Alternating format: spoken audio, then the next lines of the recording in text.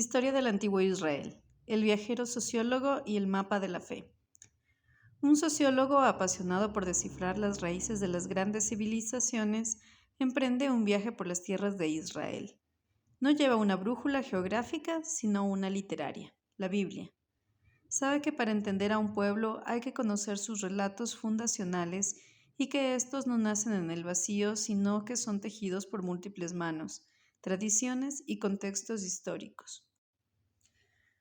El sociólogo serio no toma la Biblia como un documento infalible, sino como un texto tendencioso, tardío y redactado por facciones sacerdotales o reales, como bien muestran las cuatro fuentes, J.E.D.P.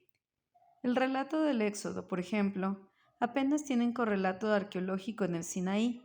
La conquista de Josué no coincide con la evidencia de destrucción gradual de ciudades cananeas. Sin embargo, estos relatos son históricamente valiosos porque reflejan cómo el pueblo judío del período persa o helenístico quería entenderse a sí mismo. Es una historia de identidad, no una crónica periodística.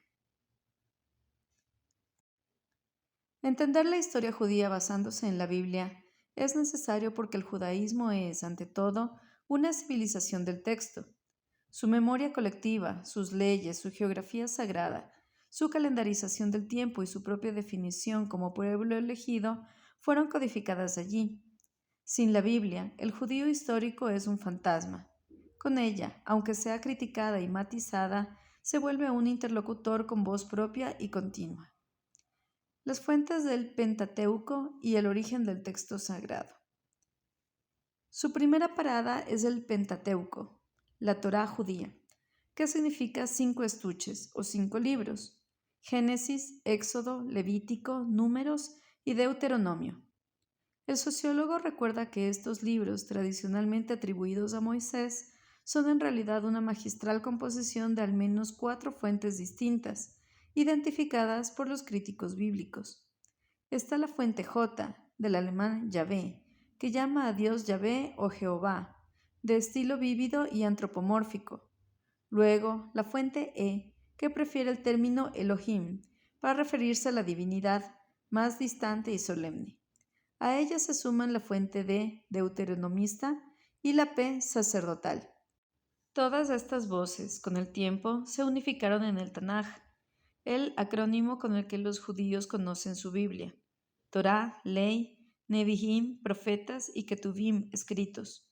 Pero antes de ser escrita hubo una larga tradición oral, más tarde compilada en el Talmud, que acompañaba y explicaba la letra escrita. Del jardín del Edén al diluvio, mitos fundacionales compartidos. El sociólogo abre el Génesis y se sumerge en los relatos primordiales.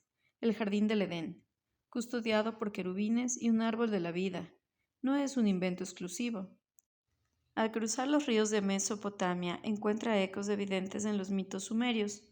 El poema Enuma Elish narra la creación tras la lucha cósmica entre Marduk y la diosa monstruosa Tiamat. Marduk vence a Tiamat y al líder rebelde Kingu, a quien expulsa y ejecuta. Un símil claro con la figura de Lucifer convertido en Satanás en la tradición judeo-cristiana. Además, la diosa sumeria Ninjixida, señora del árbol de la vida, es custodiada por una serpiente que se enrosca formando un caduceo, símbolo médico hasta hoy. Y cuando el dios Enki necesita curar una costilla, crea a la diosa Ninti, señora de la costilla, un juego de palabras que anticipa la creación de Eva. Los dioses sumerios crearon a los humanos como esclavos y cuando estos desobedecieron los echaron. Anu, el dios del cielo, llamó a su criatura Adapa, un nombre asombrosamente similar al de Adán. Incluso Lilith, la primera mujer, según algunas tradiciones judías, aparece antes que Eva, tentada por Samael, y engendró una prole de súcubos y lamias, como la figura de Lamia. El diluvio universal también tiene su paralelo en la epopeya de Gilgamesh, donde el héroe Utnapishtim sobrevive a una gran inundación. En la Biblia es Noé quien construye el arca. El libro de Enoc, aceptado canónicamente por los ortodoxos etíopes, expande esta historia. Los vigilantes, ángeles descendidos a la tierra, se unieron a mujeres humanas, engendrando a los Nefilim, gigantes que corrompieron el mundo. Enoc, hijo de Adán y bisabuelo de Matusalén, camina con Dios y es llevado al cielo. Noé, justo entre los suyos, tendrá 3 hijos: Sem, padre de los semitas; Cam, origen de los camitas norafricanos; y Jafet, ancestro de los pueblos indoeuropeos o arios, sin connotaciones raciales actuales. Un episodio curioso: Cam se ríe de la desnudez de su padre Noé, y por ello sus descendientes serán conquistados por los de Sem. Los patriarcas y la política de las líneas de sangre. El relato se centra entonces en Abraham, que vivía en Ur, en la Baja Mesopotamia. Dios le ordena circuncidarse y emigrar a Canaán. Lo hace con su esposa Sarai y su sobrino Lot. Se establecen en Hebrón, pero los pastores de Lot y Abraham disputan, y Lot se separa, estableciéndose cerca de Sodoma, una ciudad próspera pero de costumbres depravadas. Cuando Dios anuncia la destrucción de Sodoma, Lot ofrece a sus hijas a la turba para que no violen a los ángeles visitantes. La familia huye, pero la esposa de Lot desobedece y mira atrás, convirtiéndose en estatua de sal. Más tarde, sus hijas, creyendo que no hay hombres en la tierra, emborrachan a su padre y se acuestan con él para preservar la descendencia. Nacen Moab y Ben-Amí, fundadores de los pueblos moabita y amonita. La tensión entre linajes continúa. Abraham, presionado por Sara, echa a Agar, su esposa secundaria, y a su hijo Ismael, considerado ancestro de los pueblos árabes. Luego, con Sara, nace Isaac. Isaac se casa con Rebeca, quien da a luz a los gemelos, Esaú, el primogénito, peludo y cazador, y Jacob, más astuto y sedentario. Jacob consigue la primogenitura a cambio de un plato de lentejas, y con la complicidad de su madre, la bendición de Isaac, engañando a su padre ciego. Huye entonces a casa de su tío Labán. Allí, tras años de servicio y rivalidades, una noche lucha con un ángel o con Dios mismo y sale victorioso, pero con la cadera dislocada. El ángel le cambia el nombre, ya no será Jacob, sino Israel, que significa el que lucha con Dios. Jacob Israel tiene 12 hijos, que darán origen a las 12 tribus de Israel: Rubén, Simeón, Leví, Judá, Isaacar, Zabulón, Dan, Neftalí, Gad, Aser, José y Benjamín, hijo de Raquel, su esposa amada. José será tan favorecido que sus 2 hijos, Efraín y Manasés, se contarán como tribus separadas, manteniendo el número simbólico de 12. Las tentaciones cananeas y el Dios único en formación. El sociólogo observa que el pueblo de Israel no nació en un vacío religioso. En Canaán adoraban a Maloc Baal, señor de la fertilidad; a él Elohim, el dios supremo del panteón cananeo; a Asherá, Astarte, diosa madre, y había un intenso sincretismo. La Biblia muestra constantemente cómo Yahvé fue asimilando rasgos de él, el Dios Altísimo, y combatiendo a Baal. En las tablillas de Ebla y Ugarit, ciudades sirias antiguas, el dios principal era Dagán, señor de los cultivos, conocido por los filisteos como Dagón, aquel cuyo templo derribó Sansón, y relacionado con el dios pez. Así, el dios judío fue emergiendo como una síntesis combativa y excluyente, forjándose en la diferencia con los vecinos. De José al Éxodo, esclavitud y liberación. José, el hijo favorito de Jacob, es vendido por sus hermanos celosos. Llega a Egipto en la época de los Hicsos, gobernantes semitas que dominaron el Bajo Egipto. Es comprado por Potifar, un oficial del faraón, y gracias a su talento se convierte en gran visir. Años después, una hambruna trae a su familia a Egipto, donde prosperan. Pero un faraón que no conocía a José los esclaviza. El Éxodo narra la liberación guiada por Moisés, descendiente de la tribu de Leví. Los faraones candidatos son Setí I o Tutmosis III, aunque tradicionalmente se asocia a Ramsés II. Según la Biblia, los esclavos hebreos construyeron las ciudades almacén de Pin-Rasés y Pitón. Seti manda a matar a los niños hebreos y Moisés se cría en la corte de Ramsés II. La famosa estela de Meremptah, hijo de Ramsés II, contiene la primera mención extrabíblica de Israel como un pueblo ya asentado en Canaán. A estos hebreos, los textos egipcios los llaman Abiru o Apiru, forasteros sin tierra. Moisés huye a Madián, donde se casa y trabaja como pastor.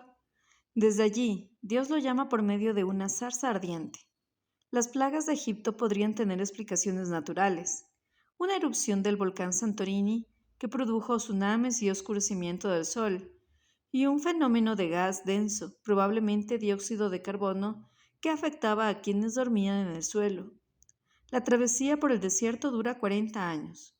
En ese tiempo, Dios expulsa a los cananeos porque son politeístas y cometen actos que Israel considera abominables.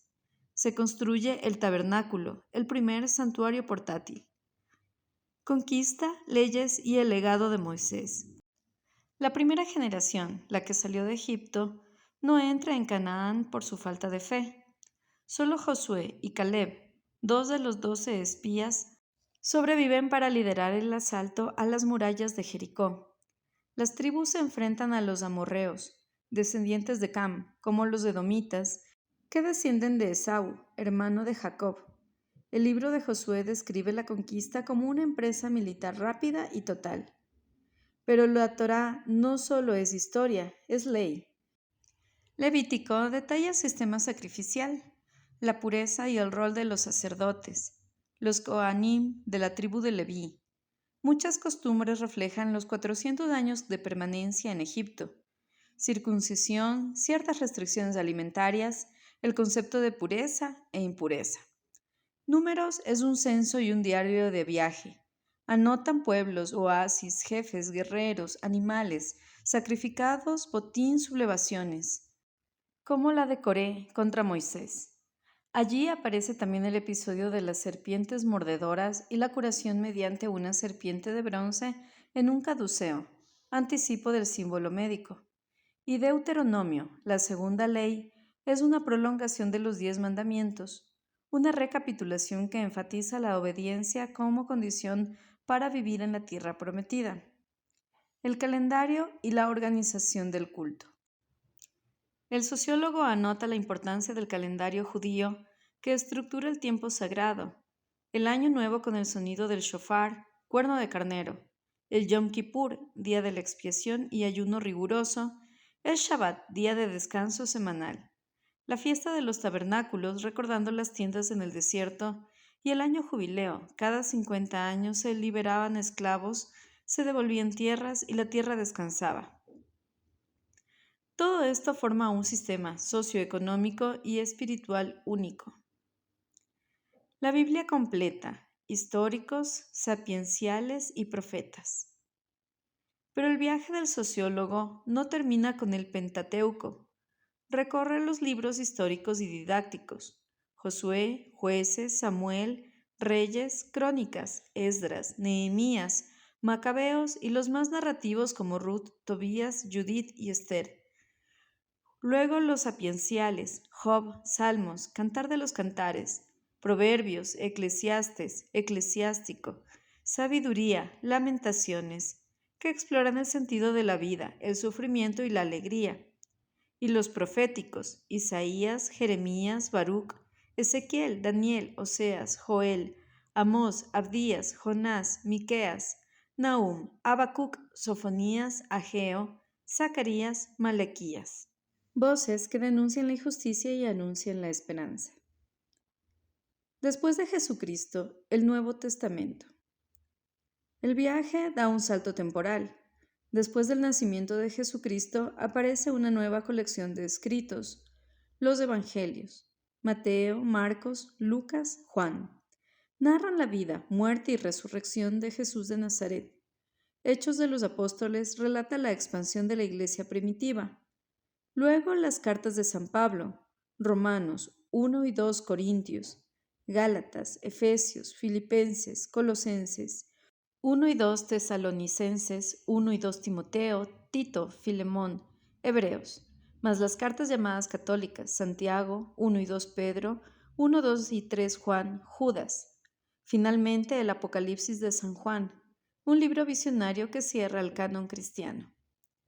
El sociólogo concluye su viaje en la encrucijada de tres mundos: el judío, con su Tanaj y Talmud; el cristiano, con su Nuevo Testamento y el trasfondo mesopotámico cananita.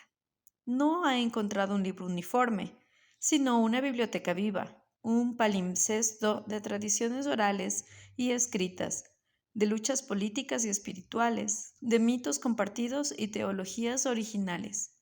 Y sabe que cada dato, desde el caduceo de Ninjitsida hasta el jubileo del Levítico, es una pieza de un enorme rompecabezas que aún hoy seguimos armando.